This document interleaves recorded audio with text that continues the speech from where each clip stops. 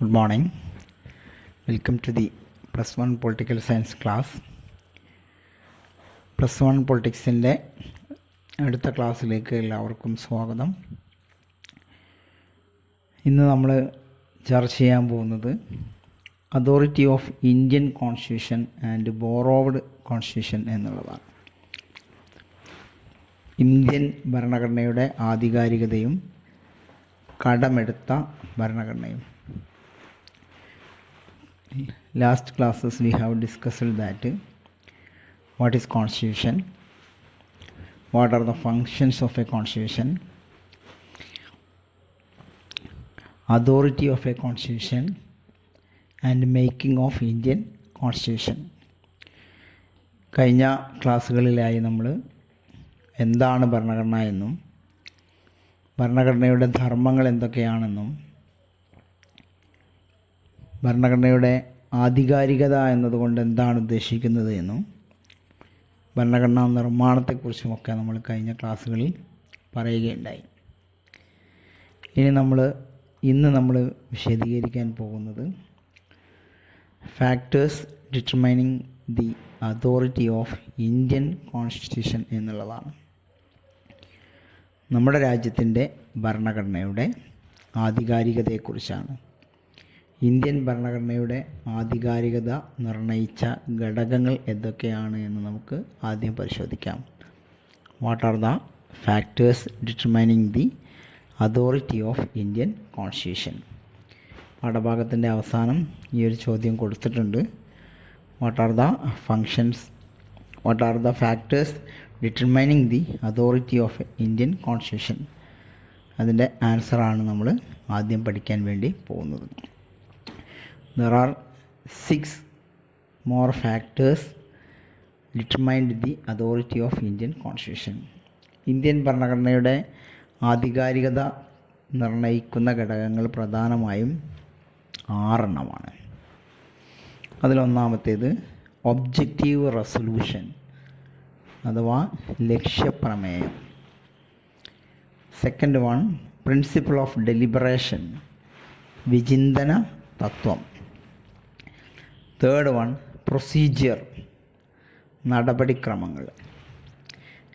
Fourth one legacy of national movement, ദേശീയ പ്രസ്ഥാനത്തിൻ്റെ പൈതൃകം.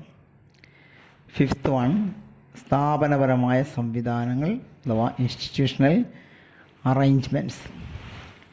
സിക്സ്ത് വൺ ബോറോവ്ഡ് പ്രൊവിഷൻസ്, കടമെടുത്ത ആശയങ്ങൾ.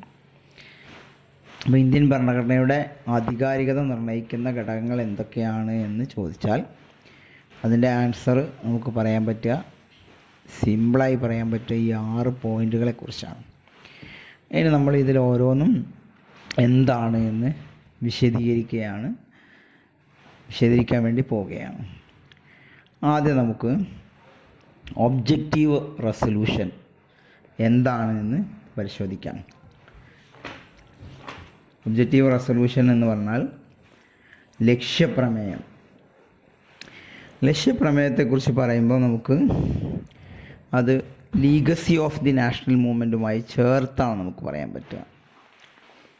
ഇന്ത്യൻ ഭരണഘടന ഒരു ആധികാരിക പ്രമാണമാവാനുള്ള പ്രധാനപ്പെട്ട ഒരു കാരണമാണ് ഇൻഹെറിറ്റൻസ് ഓഫ് നാഷണൽ മൂവ്മെൻറ്റ്. അതുകൊണ്ട് അർത്ഥമാക്കുന്നത് ഇന്ത്യ ഒരു ഭരണഘടനാ നിർമ്മാണം ആരംഭിച്ചത് ദീർഘകാലത്തെ സ്വാതന്ത്ര്യ സമര അനുഭവത്തിന് ശേഷമാണ്. അതുകൊണ്ട് തന്നെ അതിനകത്ത് നിന്ന് ഈ സമരകാലത്ത് ഉയർന്നു വന്ന ഒരുപാട് വാല്യൂസ്, ഐഡിയാസ്, ഒരുപാട് തോട്ട്സൊക്കെ ഈ ഭരണഘടനയിലേക്ക് വന്നിട്ടുണ്ട്. Even though the constitution was drawn up by the Constituent Assembly, the background for the constitution was created by the principle of India's freedom movement.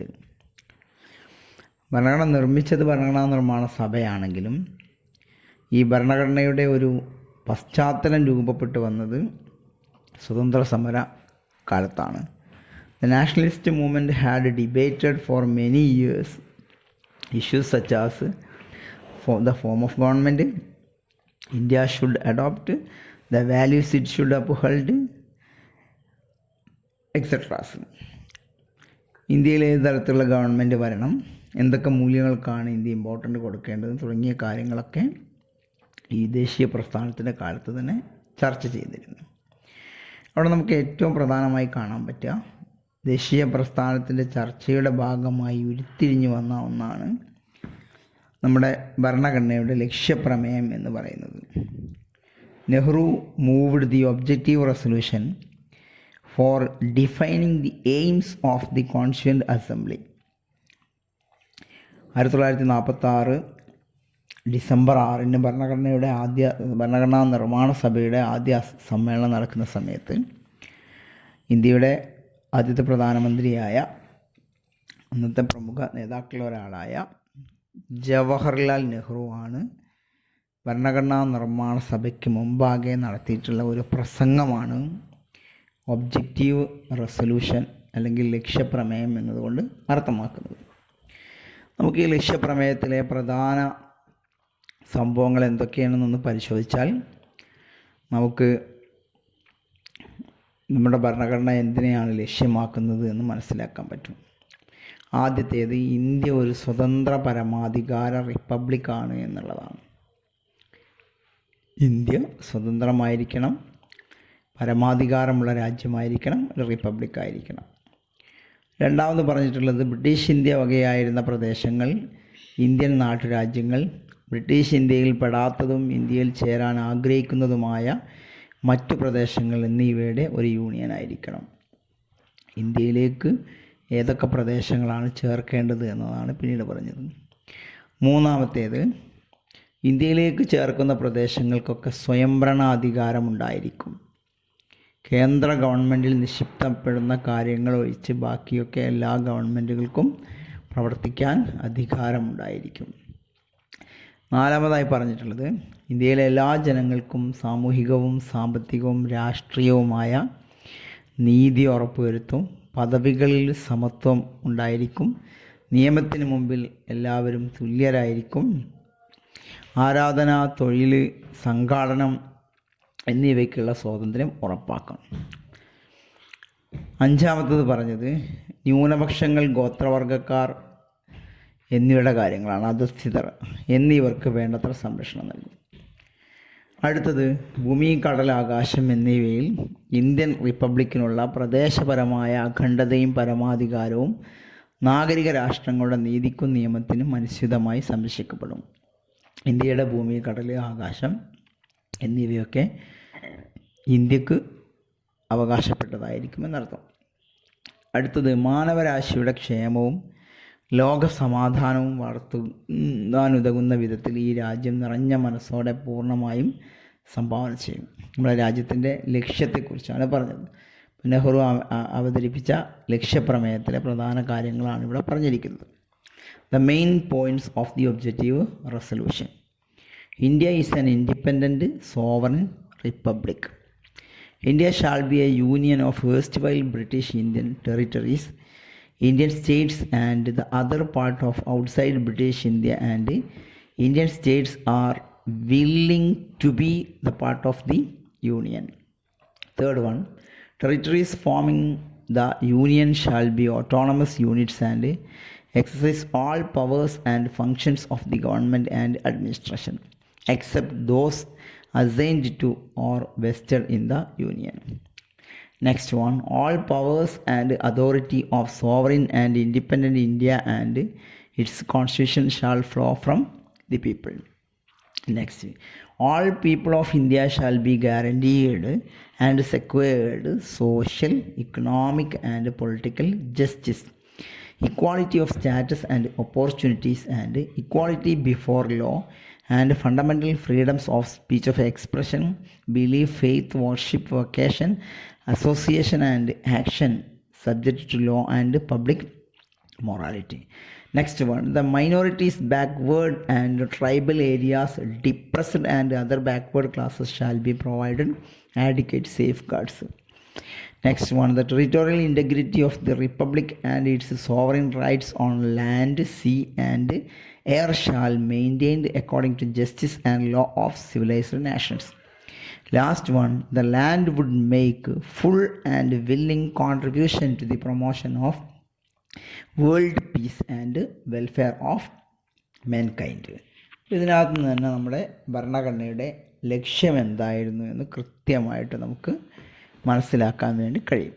ഈ ഒബ്ജക്റ്റീവ് റെസൊല്യൂഷൻ എന്ന് പറഞ്ഞാൽ ഭരണഘടനാ നിർമ്മാണ സഭയ്ക്ക് മുമ്പാകെ നമ്മുടെ ജവഹർലാൽ നെഹ്റു നടത്തിയിട്ടുള്ള ആദ്യത്തെ പ്രഭാഷണം അല്ലെങ്കിൽ പ്രമേയത്തെയാണ് ലക്ഷ്യപ്രമേയം എന്നതുകൊണ്ട് ഉദ്ദേശിക്കുന്നത്. The second factor determining the authority of Indian Constitution was principle of deliberation.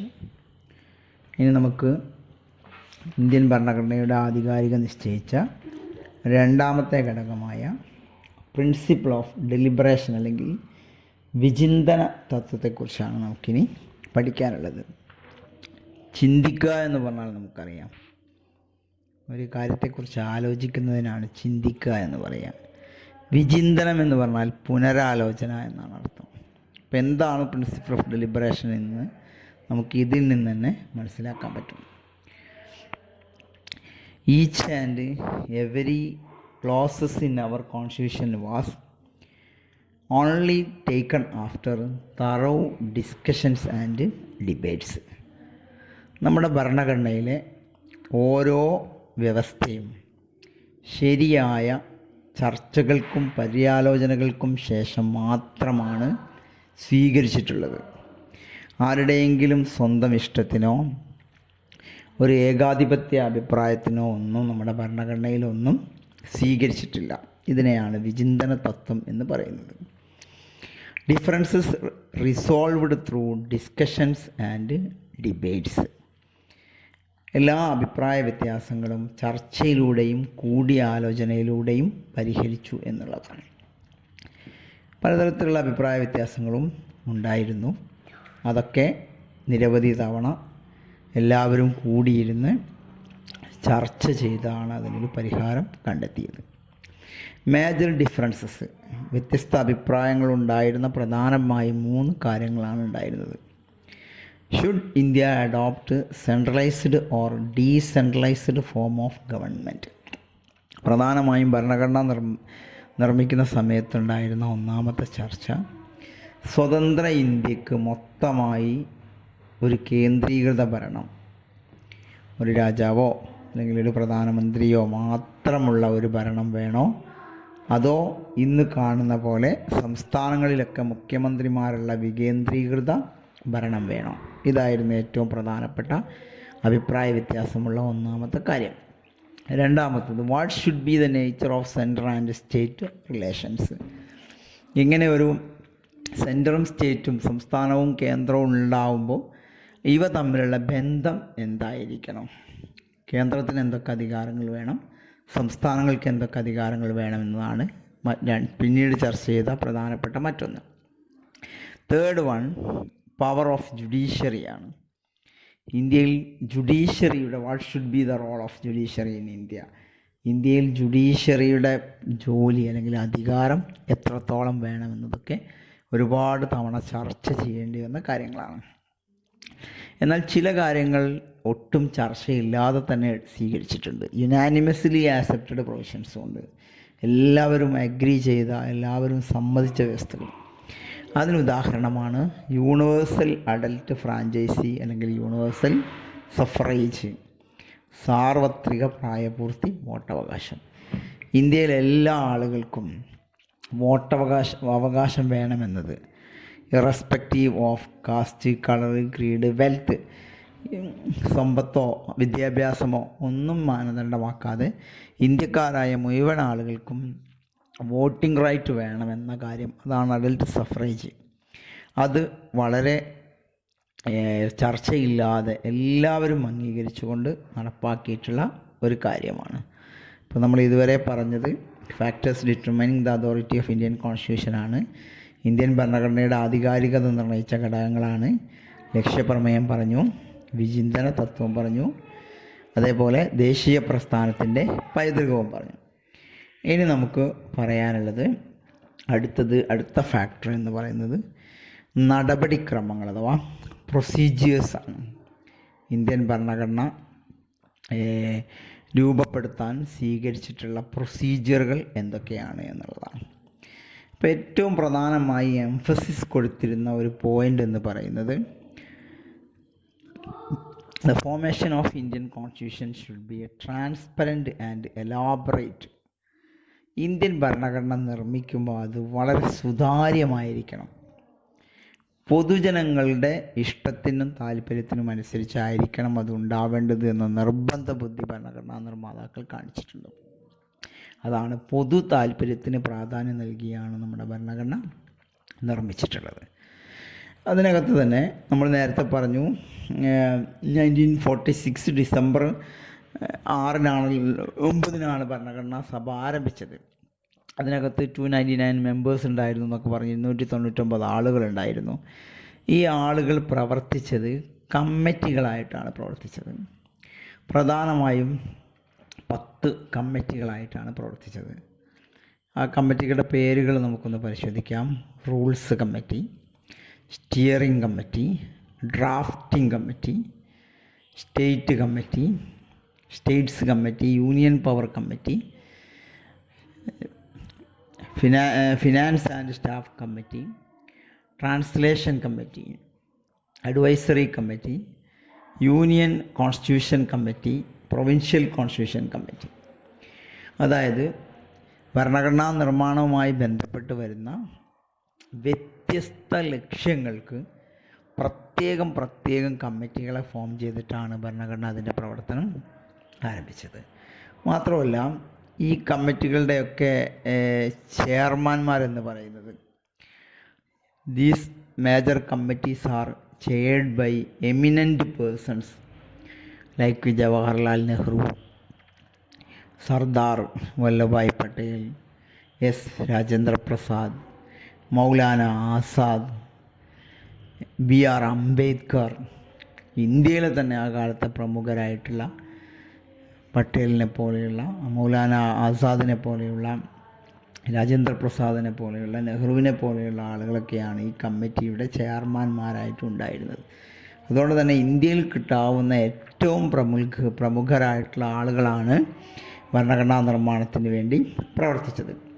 അതിലേറ്റവും പ്രധാനമായി നമ്മൾ മനസ്സിലാക്കേണ്ട കാര്യം, ഈ ആളുകളൊക്കെ ഒരുമിച്ച് പ്രവർത്തിച്ചു എന്ന് പറയുമ്പോൾ അവരൊന്നും ഒരേ ആശയമുള്ളവരായിരുന്നില്ല. അതാണ് ഏറ്റവും വലിയ പ്രത്യേകത എന്ന് പറയുന്നത്. In spite of differences of opinions they worked together. വിയോജിപ്പുകൾ ധാരാളം ഉണ്ടായിരുന്നു. ആ വിയോജിപ്പുകൾക്കിടയിലും അവർ ഒത്തൊരുമിച്ച് പ്രവർത്തിച്ചു എന്നുള്ളതാണ്. അങ്ങനെ പ്രവർത്തിച്ച് ഭരണഘടന നിർമ്മിക്കാനെടുത്ത സമയമൊക്കെ നമ്മൾ പഠിച്ചിട്ടുണ്ട്. എത്രയാണ്? 2 year 11 months and 18 days. 2 വർഷവും 11 മാസവും 18 ദിവസവും ഇവർ പ്രവർത്തിച്ചു. അതിനകത്ത് 166 തവണ ഈ ഭരണഘടനാ നിർമ്മാണ സഭ സമ്മേളനം നടത്തിയിട്ടുണ്ട്, അതിൻ്റെ സമ്മിറ്റ് നടത്തിയിട്ടുണ്ട്. Assembly met four 166 days. അപ്പോൾ വളരെ ട്രാൻസ്പെറൻ്റായിട്ടുള്ള, വളരെ സുതാര്യമായിട്ടുള്ള ഒരു മെത്തേഡിലൂടെയാണ് ഭരണഘടന നിർമ്മിച്ചത്. മാത്രമല്ല these drafts were circulated among the public for public opinion. ഇവർ ഓരോ ഘട്ടത്തിലും തയ്യാറാക്കുന്ന രേഖകൾ ജനങ്ങൾക്ക് വേണ്ടി സർക്കുലേറ്റ് ചെയ്തിരുന്നു, അതിന് ജനങ്ങൾക്ക് അഭിപ്രായം പറയാൻ വേണ്ടി. ഇതിനകത്ത് എടുത്തു പറയേണ്ട ഒന്നാണ്, പ്രധാനപ്പെട്ട കമ്മിറ്റികളിലൊന്നാണ് ഡ്രാഫ്റ്റ് കമ്മിറ്റി. ഡ്രാഫ്റ്റ് കമ്മിറ്റിയാണ് ഭരണഘടനയുടെ റിട്ടൺ ഫോം തയ്യാറാക്കിയത്. ഈ കമ്മിറ്റിയുടെ ചെയർമാൻ എന്ന് പറയുന്നത് BR അംബേദ്കർ ആയിരുന്നു. BR Ambedkar, the draft committee chairman of the draft committee was BR Ambedkar. So he was described as the architect of Indian Constitution. നമ്മൾ പലപ്പോഴും തെറ്റായി പറഞ്ഞു പോകാറുണ്ട്. ഭരണഘടന നിർമ്മിച്ചത് ആരാന്ന് ചോദിച്ചാൽ വേഗം നമ്മൾ പറയുന്നത് BR അംബേദ്കർ ആണ്. പക്ഷേ അദ്ദേഹമല്ല ഭരണഘടന മുഴുവനായി നിർമ്മിച്ചത്. പക്ഷേ പലരായി പറഞ്ഞിട്ടുള്ള അഭിപ്രായങ്ങളെ ക്രോഡീകരിച്ച് എഴുതി വെച്ച ആൾ, അതിനൊരു രൂപം കൊടുത്തയാൾ അംബേദ്കറാണ്. അതുകൊണ്ടാണ് അംബേദ്കറെ ഭരണഘടനാ ശില്പി എന്ന് വിശേഷിപ്പിക്കുന്നത്. അപ്പം ഭരണഘടനാ നിർമ്മാണത്തിന് ഉപയോഗിച്ചിട്ടുള്ള നടപടിക്രമങ്ങളെക്കുറിച്ചാണ് നമ്മളിപ്പോൾ പറഞ്ഞത്. ആ നടപടിക്രമങ്ങളുടെ പ്രത്യേകതകൾ എന്തൊക്കെയാണ് എന്നുള്ളതാണ്. Next factor determining the authority of Indian constitution was institutional arrangements, balanced institutional arrangements, സ്ഥാപനപരമായ സംവിധാനങ്ങളുടെ സന്തുലിതാവസ്ഥയാണ്. ഇത് നമ്മൾ നേരത്തെ പഠിച്ചിട്ടുള്ളതാണ്. അതായത് 3 ഓർഗനുകൾ, നിയമനിർമ്മാണ വിഭാഗം, കാര്യനിർവഹണ വിഭാഗം, നീതിന്യായ വിഭാഗം. ഇത് 3നും അധികാരം സന്തുലിതമായി നൽകി എന്നുള്ളതാണ്. The powers distributed among the different organs of the government like legislature, executive and judiciary in a balanced manner. ആർക്കും അധികം കൊടുത്തില്ല, ആർക്കും കൊടുത്തു. അതും ഇന്ത്യൻ ഭരണഘടനയുടെ ആധികാരികത നിർണ്ണയിച്ചിട്ടുള്ള ഘടകമാണ്. അവസാനത്തെ ഫാക്ടർ എന്ന് പറയുന്നത് ബോറോവ്ഡ് പ്രൊവിഷൻസ് ആണ്, കടമെടുത്ത ആശയങ്ങൾ. നമ്മുടെ ഭരണഘടനയെ ഒരു ആധികാരിക പ്രമാണമാക്കി മാറ്റുന്നതിന് സഹായിച്ച അടുത്തത് കടമെടുത്ത ഭരണഘടന, ബോറോവ്ഡ് പ്രൊവിഷൻസ് എന്നാണ്. നമ്മുടെ ഭരണഘടനയെ പലപ്പോഴും വിശേഷിപ്പിക്കാറുണ്ട് the most suitable constitution among the world. ലോകത്തിലെ തന്നെ ഏറ്റവും മികച്ച ഭരണഘടനയാണ് എന്ന് നമ്മുടെ ഭരണഘടനയെക്കുറിച്ച് പറയാറുണ്ട്. അത് പറയാനുള്ള കാരണം നമ്മുടെ ഭരണഘടനയിലേക്ക് ധാരാളം പ്രൊവിഷൻസ് മറ്റ് രാജ്യങ്ങളുടെ ഭരണഘടനയിൽ നിന്ന് കടമെടുത്തിട്ടുണ്ട്. ഇപ്പോൾ നമ്മളൊരു വീട് വെക്കാൻ തീരുമാനിച്ചാൽ നമ്മളിഷ്ടം പോലെ വീടുകൾ പോയിട്ട് വിസിറ്റ് ചെയ്യും. എന്നിട്ട് അവിടെ നിന്ന് നമുക്ക് പറ്റിയ ഭാഗങ്ങൾ, ചിലപ്പോൾ സിറ്റ് ഔട്ടായിരിക്കാം, കിച്ചണായിരിക്കാം, അതൊക്കെ നമ്മുടെ വീട്ടിലേക്ക് നമ്മൾ കോപ്പി ചെയ്യും. എന്നതുപോലെ മേക്കേഴ്സ് ഓഫ് അവർ കോൺസ്റ്റിറ്റ്യൂഷൻ അവർ referred the constitution of other countries and accepted some provisions from their constitution. നമ്മുടെ ഭരണഘടനാ നിർമ്മാതാക്കൾ പല രാജ്യങ്ങളുടെയും ഭരണഘടന വായിച്ച് നോക്കുകയും അതിൽ നിന്നൊക്കെ നമ്മുടെ ഭരണഘടനയിലേക്ക് പറ്റുന്ന ആശയങ്ങൾ തിരഞ്ഞെടുക്കുകയും ചെയ്തു. പലപ്പോഴും പരീക്ഷയ്ക്ക് ചോദിക്കുന്ന ഒരു ചോദ്യമാണിത്, ബോറോവ്ഡ് കോൺസ്റ്റിറ്റ്യൂഷൻ എന്നുള്ളത്. ഇതിനകത്ത് പ്രധാനമായും നമ്മൾ കാണാതെ പഠിക്കേണ്ട ഒരു കാര്യം ബ്രിട്ടീഷിൻ്റെ ഭരണഘടനയിൽ നിന്ന് എന്തൊക്കെ കാര്യങ്ങളാണ് നമ്മൾ എടുത്തിട്ടുള്ളത് എന്നുള്ളതാണ്. നമുക്കിവിടെ നോക്കിയാൽ അറിയാം, first past the post system. അത് നമ്മൾ പിന്നീട് പഠിക്കുക അതെന്താണ് എന്നുള്ളത്. അടുത്തത് റൂൾ ഓഫ് ലോ, അതായത് നിയമവാഴ്ച. ദ പോസ്റ്റ് ഓഫ് സ്പീക്കർ, സ്പീക്കറുടെ പദവി. പാർലമെൻ്ററി സിസ്റ്റം, പാർലമെൻറ്റ് എന്ന് പറയുന്ന ആശയം തന്നെ നമ്മൾ ബ്രിട്ടനിൽ നിന്നാണ് കടമെടുത്തത്. അടുത്തത് ലോ മേക്കിംഗ് പ്രൊസീജിയർ, നിയമനിർമ്മാണ നടപടിക്രമങ്ങൾ. കാനഡയുടെ ഭരണഘടനയിൽ നിന്ന് നമ്മൾ ചില കാര്യങ്ങളൊക്കെ കടമെടുത്തിട്ടുണ്ട്. Quasi federal form of government ആണ്, അർദ്ധ ഫെഡറൽ സംവിധാനം. അടുത്തത് the idea of republic, republic എന്ന ആശയം. ഐഡിയ ഓഫ് റെസിജ്വൽ പവേഴ്സ്, അവശിഷ്ടാധികാരങ്ങൾ എന്ന ആശയം നമ്മൾ കടമെടുത്തത് കാനഡയിൽ നിന്നാണ്. അടുത്തത് ഫ്രഞ്ച് നമുക്കറിയാം. ഫ്രഞ്ച് റവല്യൂഷൻ്റെ മോട്ടോ എന്ന് പറയുന്നത് സ്വാതന്ത്ര്യം, സമത്വം, സാഹോദര്യം, ലിബർട്ടി, ഇക്വാളിറ്റി ആൻഡ് ഫ്രട്ടേണിറ്റിയാണ്. അത് ഓർത്താൽ നമുക്കറിയാം ഫ്രഞ്ചിൽ നിന്നാണ് സ്വാതന്ത്ര്യം, സമത്വം, സാഹോദര്യം എന്ന ആശയം നമ്മൾ കടം കൊണ്ടിട്ടുള്ളത്. അയർലൻഡിൽ നിന്നാണ് നിർദ്ദേശക തത്വങ്ങൾ, ഡയറക്റ്റീവ് പ്രിൻസിപ്പിൾസ്. ഓസ്ട്രേലിയയിൽ നിന്നാണ് കൺകറൻറ്റ് ലിസ്റ്റ്, സംയുക്ത പട്ടിക. അതേപോലെ ദക്ഷിണാഫ്രിക്കയിൽ നിന്നാണ് അമെൻമെൻറ്റ് ഓഫ് കോൺസ്റ്റിറ്റ്യൂഷൻ, എങ്ങനെ ഭരണഘടന ഭേദഗതി ചെയ്യാമെന്നുള്ളത്. ജർമ്മനിയിൽ നിന്നാണ് എമർജൻസി, അടിയന്തരാവസ്ഥ എന്ന് പറയുന്ന ആശയം കടമെടുത്തിട്ടുള്ളത്. അമേരിക്കൻ കോൺസ്റ്റിറ്റ്യൂഷനിൽ നിന്ന് ഫണ്ടമെൻ്റൽ റൈറ്റ്സ്, അതായത് മൗലികാവകാശങ്ങൾ. പ്രിയാമ്പിൾ ഓഫ് അവർ കോൺസ്റ്റിറ്റ്യൂഷൻ, ഭരണഘടനയുടെ ആമുഖം. ഇൻഡിപെൻഡൻറ്റ് ജുഡീഷ്യറി, സ്വതന്ത്ര നീതിന്യായ വിഭാഗം തുടങ്ങിയ ആശയങ്ങളൊക്കെ നമ്മൾ കടമെടുത്തിട്ടുള്ളത് അമേരിക്കൻ ഭരണഘടനയിൽ നിന്നാണ്.